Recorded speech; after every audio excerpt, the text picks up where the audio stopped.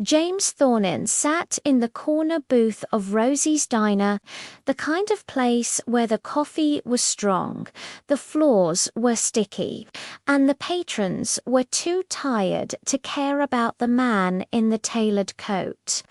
At 52, he was a billionaire whose name adorned hospital wings and university halls. But tonight, he was just a man nursing a cold cup of coffee, trying to outrun the ghosts of his past. His wife, Claire, had been gone for 3 years, now a car accident that stole her laughter and left him with a house too big and a heart too broken. Since then, he'd traded boardrooms for back roads, seeking solace in places where his wealth meant nothing, where people's stories were raw and real. Rosie's Diner was one such place. Tucked off a lonely highway in upstate New York, it was a haven for truckers, drifters, and locals who knew each other's secrets, but never spoke them aloud. James liked it here, the chipped mugs, the faded wallpaper, the way the world seemed to slow down. He didn't come for the food. He came for the fleeting moments of connection, the snippets of other people's lives that reminded him he wasn't the only one carrying pain. Across the diner, Emily Harper wiped down a counter, her apron stained with grease and her brown eyes heavy with exhaustion. At 28, she was a single mother and a veteran. Her army days long behind her, replaced by endless shifts and a toddler who called her mama with a smile that made it all worthwhile. Her life was a balancing act, bills piling up, a leaking apartment roof, and a heart that still ached for the mother she'd lost to addiction years ago. Emily didn't talk about Mary much, but she carried her mother's memory in a small silver ring she wore on a chain around her neck, a ring etched with a delicate ivy pattern, a relic of a life that had slipped through her fingers. James noticed her before she spoke to him. Not because she was striking, she was plain in a way that was beautiful for its honesty, but because of the way she moved. Like someone who'd learned to keep going no matter how heavy the weight. When she approached his booth to refill his coffee, her voice was soft but steady. "Hi, sir. My mother has a ring just like yours," she said, nodding at the silver band on his right hand. The words were casual, but they hit James like a freight train. He froze, his fingers tightening around the mug. The ring was Claire's, a twin to the one he'd given her when they were young and reckless, before wealth and tragedy had reshaped their lives. It was a simple band etched with ivy, a symbol of the love they'd promised would outlast everything. "What did you say?" he asked, his voice low, almost a whisper. Emily hesitated, sensing the shift in his demeanor. "Your ring," she said, touching the chain at her neck where her own ring hung.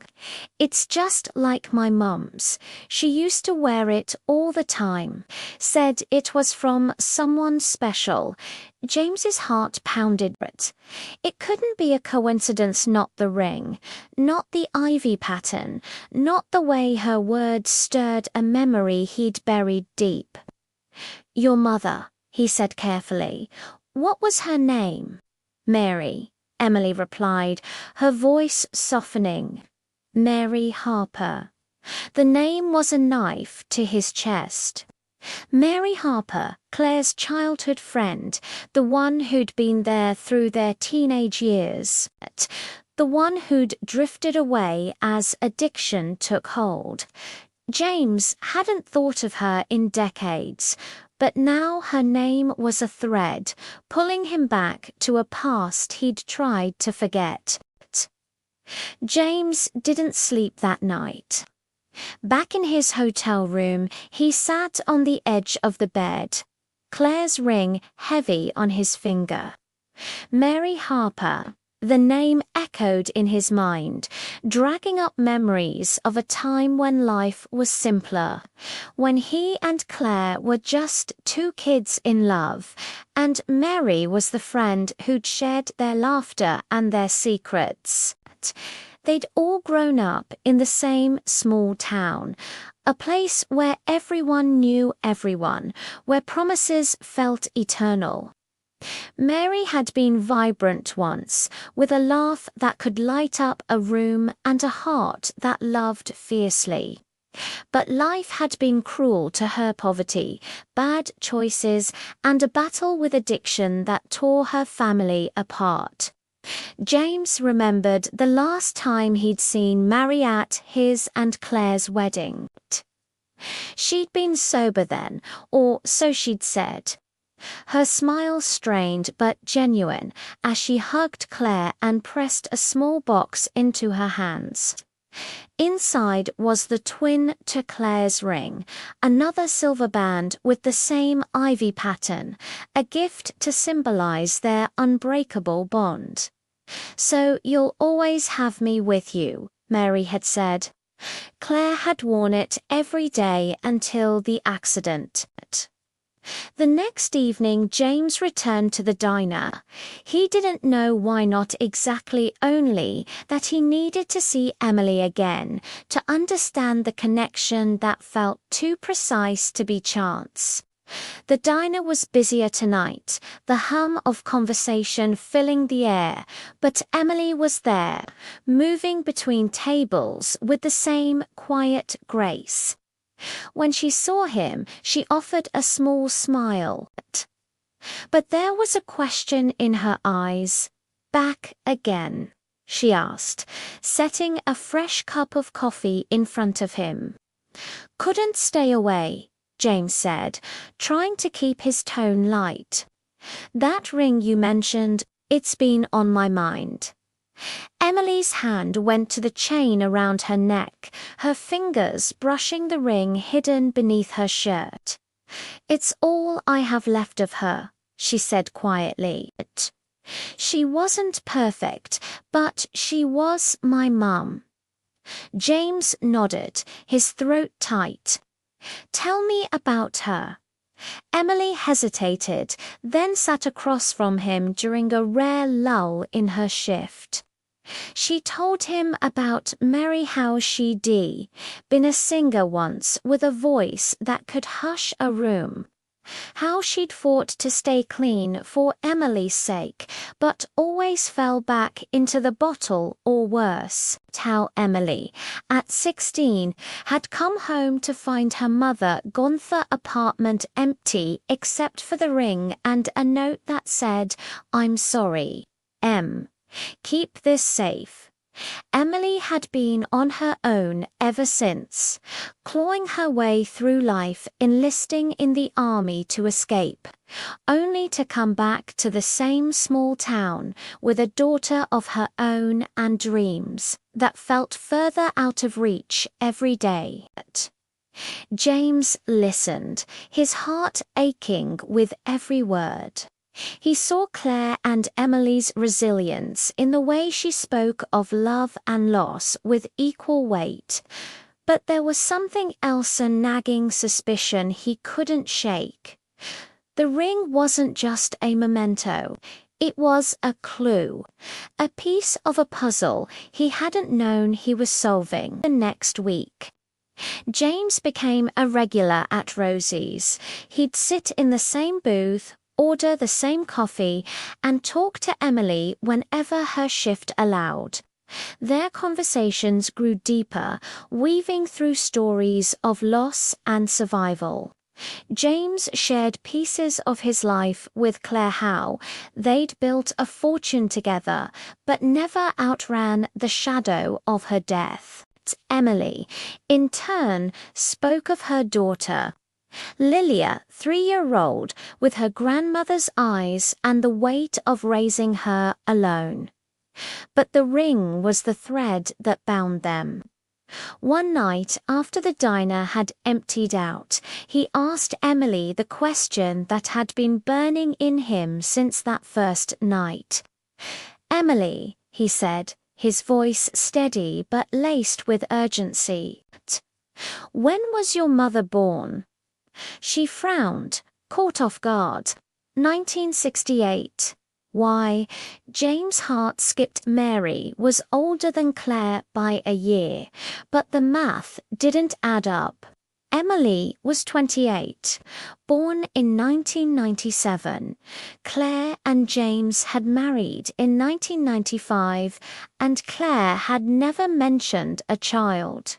A memory flashed, Claire crying after a late-night call from Mary, saying she'd failed her, but refusing to explain why. To Emily, James said, his voice barely above a whisper.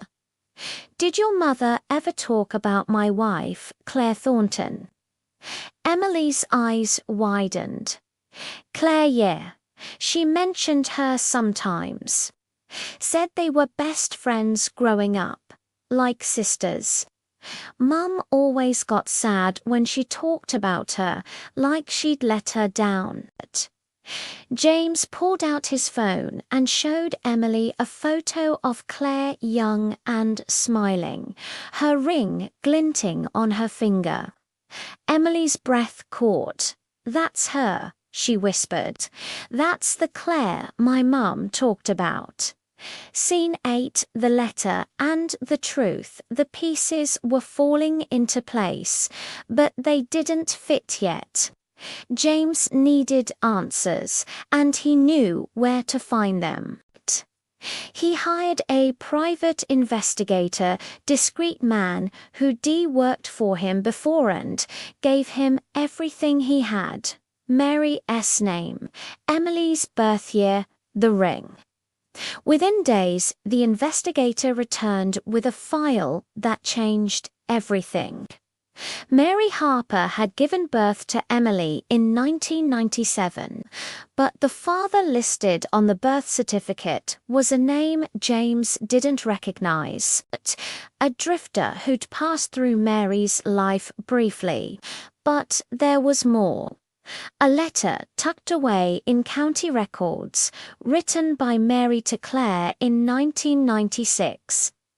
It was short, but devastating. "I'm pregnant, Claire. It's his.